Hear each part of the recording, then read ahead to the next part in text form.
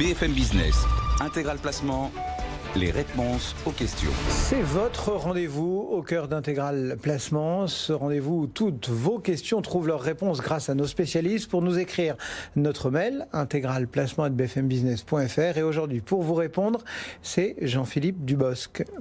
On est parti. Rebonjour. Rebonjour, on est parti. On est parti, on est prêt. Allez, question de Louise. Elle se demande si c'est vrai qu'il va y avoir une augmentation des petites retraites.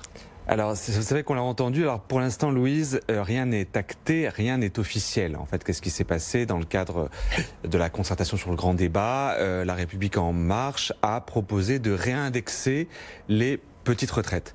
Alors comme Louise, parce que j'imagine qu'elle est retraitée, si elle pose cette question-là, c'est parce qu'elle doit être retraitée, elle le sait, la loi de financement de la sécurité sociale pour 2019 a prévu une sous-indexation, c'est-à-dire une revalorisation qui était inférieure à l'inflation, de 0,3% au 1er janvier 2019, ce qui est donc inférieur à l'inflation attendue qui est aux alentours de 1,5%. Donc il y a une perte de pouvoir d'achat des retraités. Donc la République en marche dit, c'est insupportable comme on l'a vu pour les gilets jaunes. Comme vous le savez, c'est la première revendication qui ressort des gilets jaunes, c'est la réindexation, donc en fait l'alignement sur l'inflation des retraites. Il y a des députés de la majorité qui, oui, parce qu'en fait la République en marche, quand il dit petite retraite, ça serait inférieur à 1 200 € ou 1 500 €, ça dépend. Il y a des députés qui disent oui, mais pour pas qu'il y ait d'effet de seuil, il faudrait qu'il y ait une réindexation de 0,8% pour les retraites, pour les retraites qui sont comprises entre 1 200 et puis 2 000 €. Bon, bref. Le Premier ministre Édouard Philippe a été interrogé sur la question.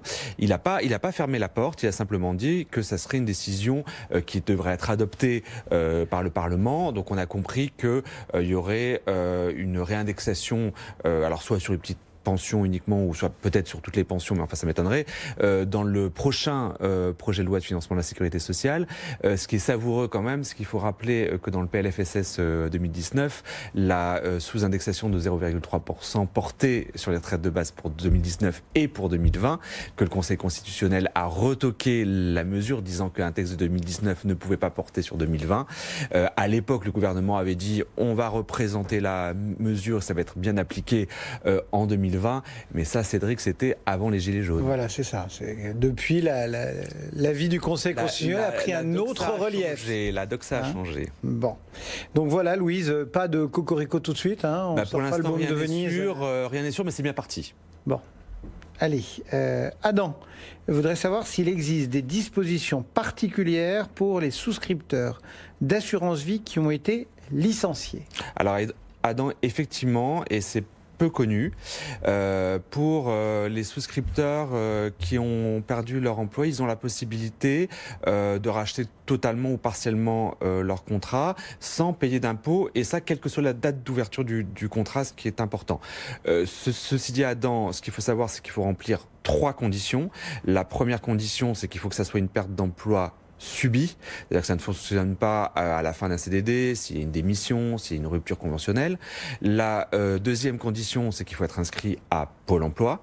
Et la troisième condition, c'est que le licenciement doit avoir lieu au plus tard dans les 12 mois précédant le rachat. Il est à noter que ce rachat partiel ou total pour perte d'emploi peut s'appliquer aux conjoints mariés ou aux partenaires de Pacs du souscripteur. Et il faut enfin ajouter que certes, effectivement, les gains ne sont pas soumis au barème progressif de l'impôt sur le revenu ou à la flat tax, mais en revanche, ils restent assujettis aux prélèvements sociaux à 17,2%. Juste petite précision, parce qu'on est à la bordure aussi, il ne faut pas confondre cette mesure-là avec celle qui concerne le PERP, c'est ça ? Et qui se fait uniquement quand on arrive en fin de droit. Oui. Alors ça, c'est le déblocage exceptionnel. Voilà, alors ça c'est le déblocage exceptionnel. Celui-là, il est de plein droit dès qu'on est au chômage, pour peu que ce soit subi et non pas choisi. Non, c'est pas ça le problème. C'est en fait, c'est une fois que les... Non, je parlais pour l'assurance vie. Ah oui. Voilà, donc faut pas confondre ça avec la mesure exceptionnelle du PERP. Où c'est une fois que vous avez épuisé vos droits au chômage et que vous vous retrouvez donc dans une situation financière délicate, encore plus critique, vous avez le droit de débloquer effectivement votre encours alors que vous n'êtes pas encore parti à la retraite. retraite. Voilà, donc attention à ne pas se tromper sur les deux. Et en revanche, là, il y a une fiscalité, alors qui est légère, puisqu'elle est de 7,5%, mais ce n'est pas sur les gains, c'est sur le capital. Attention. Attention, donc voilà. Lucie voudrait savoir, voudrait qu'on lui confirme que le PERP peut servir à financer des travaux d'aménagement en cas de perte d'autonomie, y compris pour ses parents dépendants. Alors Lucie, oui, c'est vrai qu'on en a parlé, c'était dans le cadre de l'examen en seconde lecture du projet de loi Pacte au Sénat.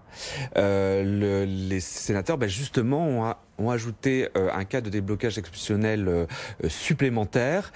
C'est si le souscripteur du PERP ou un de ses proches, donc son conjoint ou un de ses ascendants, donc de ses parents, de ses grands-parents, devient dépendant ou présente un handicap, il a la possibilité effectivement de débloquer le PERP avant le départ à la retraite, à condition de prouver qu'il le finance pour des travaux d'aménagement du logement, pour installer un monte-charge, enfin un monte-escalier électrique, une douche de plein pied, une baignoire sous-baissée. Bon, le souci, Lucie, je suis désolé de vous le dire, c'est que les députés ont rejeté cet amendement des sénateurs au motif qu'il y avait déjà assez de cas de déblocage exceptionnel au titre des accidents de la vie et que ça pouvait mettre à mal en fait les engagements financiers des assureurs. Donc non, Lucie, en fait, cette mesure qui pouvait paraître bonne n'a pas été acceptée. Sachant que c'est dans la loi Pacte ? C'est dans le projet de loi Pacte que, comme vous le savez... Il reste une dernière petite navette, mais enfin normalement, les choses vont plus trop bouger. Le texte vient d'être adopté en seconde lecture à l'Assemblée nationale. Il faut qu'il repasse au Sénat le 9 avril. Il devrait y avoir une adoption définitive avant la mi-avril. Et puis après, il y a les décrets d'application. Et puis il y a cette fameuse ordonnance qui rend ce texte très particulier. Comme vous le savez, dans les 6 mois suivant la promulgation de la loi, il va y avoir une ordonnance qui va de nouveau devoir passer par le Parlement. Bref, la plupart des mesures ne vont pouvoir entrer en vigueur qu'à partir du 1er janvier 2020 en fait. Tant que je vous tiens, je prolonge la question sur cette loi Pacte. On était tout à l'heure avec Frédéric Zablocki qui se félicitait plutôt. Vous, côté retraite, côté épargne retraite, côté épargne salariale, etc., ce sont autant de points positifs que vous avez notés, vous, dans cette loi Pacte. Vous ressortez de cette navette parlementaire, même s'il en reste un petit wagonnet. Non, mais vous êtes satisfait, on est dans le bon sens ? Non, mais l'idée d'homogénéiser, de simplifier les produits d'épargne retraite, ça ne peut être qu'une bonne idée, parce que c'est vrai que là, l'épargnant n'y comprend rien, ça dépend des statuts professionnels, chaque produit a ses propres règles, enfin bon, c'est excessivement compliqué, c'est vrai que ça donne pas envie, et c'est vrai que l'idée de dire, maintenant vous avez une carrière multiple, vous avez plusieurs statuts professionnels, là c'est vrai que c'est idiot, vous pouvez pas transférer, etc. Ceci dit, c'est pour ça que je parlais de l'ordonnance. Le problème, c'est que ce fameux article 20 du projet de loi Pacte qui traite de la réforme de l'épargne retraite reste en fait dans les principes. C'est-à-dire qu'il y a plein de questions techniques qui sont d'importance, qu'on ne connaît pas encore, qu'on ne saura que dans l'ordonnance et qui vont changer beaucoup de choses. Je donne juste un petit exemple, mais qui est excessivement important. Pour l'instant, on ne sait pas si les produits d'épargne retraite vont être transformés donc dans le futur produit épargne retraite justement. Est-ce que ça va toucher le stock ou le flux? Est-ce que ça va toucher uniquement les produits qui vont être souscrits à partir du 1er janvier 2020? Ou est-ce que, par exemple, les préfonds retraite, PERP, etc., qui ont déjà été souscrits, vont être transformés? C'est énorme, c'est pas du tout, vous comprenez bien, c'est pas du tout le même enjeu. N'empêche que l'idée, défendue notamment par Jean-Noël Barrot, de pouvoir, pour quelqu'un qui avait opté pour l'assurance vie, pour préparer sa retraite, de pouvoir imaginer, avec un frottement fiscal extrêmement limité, abonder tout ça à son PERP, ce sont autant de mesures qui sont de nature à simplifier et à pousser un petit peu le PERP tout de même. Alors c'est clairement un booster. C'est-à-dire que moi, c'est comme ça que je l'analyse. Jusqu'à présent, les produits d'épargne retraite n'ont pas fonctionné. On a tenté plusieurs choses, ça n'a pas fonctionné parce que... chacun tire un peu dans son coin. Parce que les Français veulent de la liquidité et n'aiment pas la sortie en rente. Donc ça n'a pas fonctionné. Là, clairement, il y a une opération promo sur le futur produit épargne retraite. Il y aura un double avantage fiscal. Il faut savoir que là, c'est une énorme carotte qui est prévue et qui est prévue pour qui ? Pour les gens qui ont beaucoup d'épargne, parce que clairement, ce sont les gens qui sont fortement fiscalisés qui vont être intéressés par ce transfert. Je rappelle juste que, en fait, ce transfert d'assurance vie dans le futur produit d'épargne retraite va passer d'abord par un rachat qui va bénéficier des avantages fiscaux au-delà de 8 ans, même si le contrat a moins de 8 ans. Donc, premier avantage fiscal qui est énorme. Et ensuite, ça va être considéré comme un versement sur le produit d'épargne retraite, et donc versement que vous allez pouvoir déduire. Vous comprenez qu'il y a un effet double qui se coule. C'est double effet. Voilà. C'est pour ça que le législateur a décidé de limiter cette promotion, parce que c'est clairement une promotion.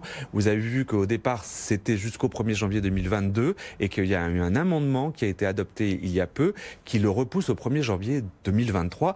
Mais clairement, il va falloir y aller pour ceux qui ont des gros contrats. Il nous reste 3 minutes pour répondre à Pierre qui voudrait savoir en quoi va consister le PEA jeune. Alors là, mesurez vos propos parce que je suis chafouin. Pourquoi vous êtes chafouin ? Parce que je trouve qu'on n'a pas été assez loin. Bon, dites-nous en quoi va consister selon vous ce PEA jeune. C'est également dans le projet de loi Pacte. L'idée, c'est effectivement d'inciter les jeunes à épargner et aussi de les initier à la bourse, enfin aux actions. Donc, on va créer un plan d'épargne en action pour les 18-25 ans. C'est ça. Comme vous savez, actuellement, en fait, vous pouvez détenir que 2 PEA par foyer fiscal. Or là, en fait, le PEA jeune, si le jeune est toujours rattaché fiscalement à ses parents, pourra s'ajouter au PEA du papa et au PEA de la maman. Alors, bien sûr, le législateur, pour éviter que ça soit aussi un bon coup fiscal, que en fait les parents profitent de l'enveloppe fiscale du PEA de leur enfant, il faut savoir que le plafond cumulé des PEA des parents et du PEA jeune, on tape dans le crédit des parents, sera limité à 150 000 €, c'est-à-dire le plafond du PEA. Voilà. Et puis donc, j'ai oublié de dire que le plafond du PEA jeune sera lui fixé à 20 000 € et que le PEA jeune sera transformé en PEA classique à partir du 25e anniversaire. Pourquoi ? Parce qu'à partir de 25 ans, vous ne pouvez plus être rattaché fiscalement à vos parents. Bon, ça veut dire que là, sur ce PEA jeune, comme sur la portabilité de l'assurance vie, on a fait un premier pas, mais on s'est arrêté au milieu du gué.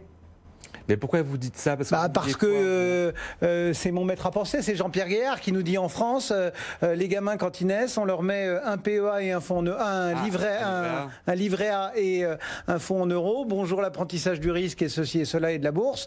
Aux États-Unis, on leur met un compte titre avec une poche d'actions, quoi. Enfin, je dirais avec une petite sélection d'actions. Et à la fois, c'est plus rentable qu'un fonds en euros et ou un livret A pour le gamin sur les 30 ou sur les 18 ans au moins qu'on a au moment de la naissance.